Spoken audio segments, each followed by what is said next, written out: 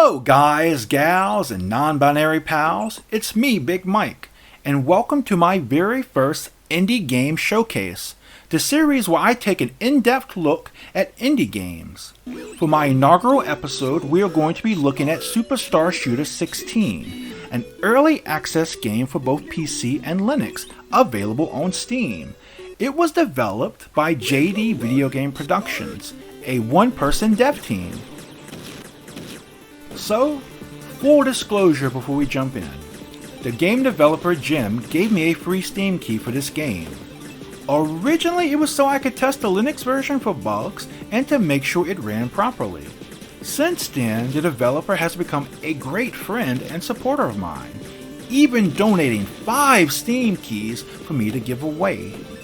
He also helped me in other ways, in which I will tell you about at the end of the video, so stick around fam! Superstar Shooter 16 is an on-rail shooter. A rail shooter is a type of action-based video game.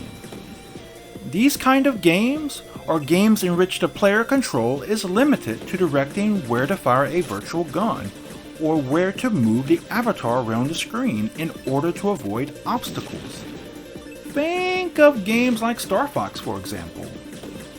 While most games in this genre take place in space, Superstar Shooter 16 takes place in the audioverse, a psychedelic interpretation of what people in the past thought cyberspace looked like. Speaking of audio, it has a wonderful synth soundtrack that is out of this world, and it really brings back many great memories of playing classic arcade games. The soundtrack was composed by Andreas Roden, who has some absolutely phenomenal work. I would highly recommend checking out his music.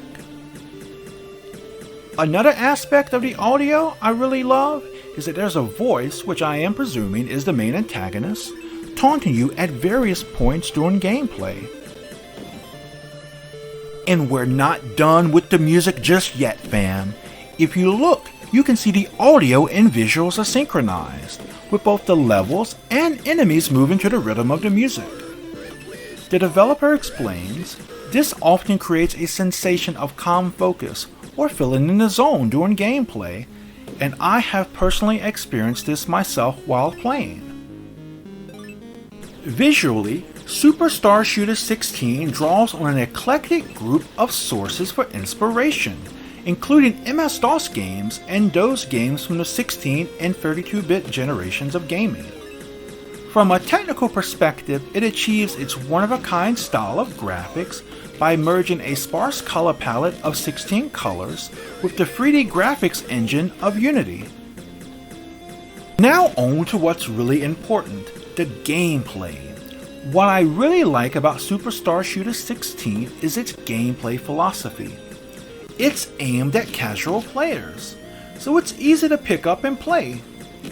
The controls are not difficult at all. I'm playing with a keyboard whenever I play the game on Linux, and I really hate playing games with my keyboard. But despite this, I felt at ease with the controls. You pilot a ship flying through the audioverse, and you must dodge obstacles and destroy enemies. You are given a laser to fire and destroy any enemy that may cross your path. One of the things I find really cool about this is how the lasers function in this game. In most shooters, if they hit a wall, they would just be absorbed, but here they ricochet. This opens the door for more skillful players to try and hit enemies with more creative shots. There are power-ups you can collect along the way as well. These range from shields to health replenishers and even missiles that can be used to destroy barriers. As I said earlier, the game is currently still in early access and is not yet fully complete, even though it does play like a complete game. Jim has said that in the future he plans to implement numerous additions and upgrades. Of these, I think I'm most excited to see what boss battles are going to be like. This game is already an intense, unforgettable experience, so I'm interested to see what Jim brings to the table in regards to boss battles. So, how do I personally feel about this game? Well, I actually quite enjoyed it, and much as Jim promises, it is a psychedelic experience. But specifically, well, first off, I love that there's a Linux version. And fam, I cannot stress this enough.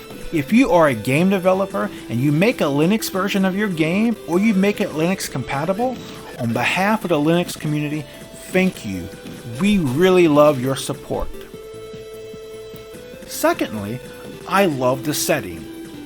It probably comes as no surprise, being that I love Linux, that I'm really into IT, computers, and technology in general.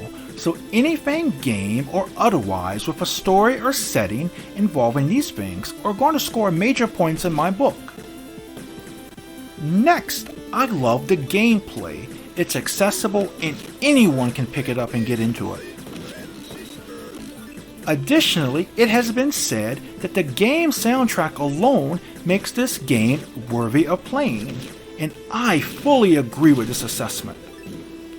Lastly, I found the in the zone effect to be one of the more interesting techniques used in gaming, and would love to see if any more games utilize it. And that's gonna do it for this episode of Big Mike's Indie Game Showcase. Oh, and one more thing before we go. Remember how I told you Jim has helped me in other ways?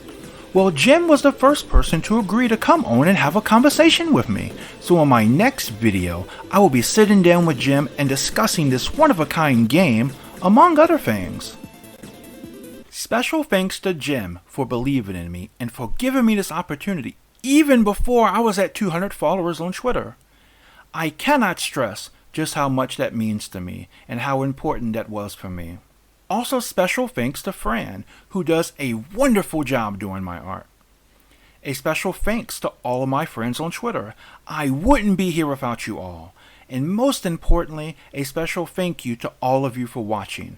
Please like this video if you liked it, dislike it if you dislike it. Feel free to comment below and let me know what you think. And if you like my content, please subscribe and turn your notifications on. Until next time, fam, peace out.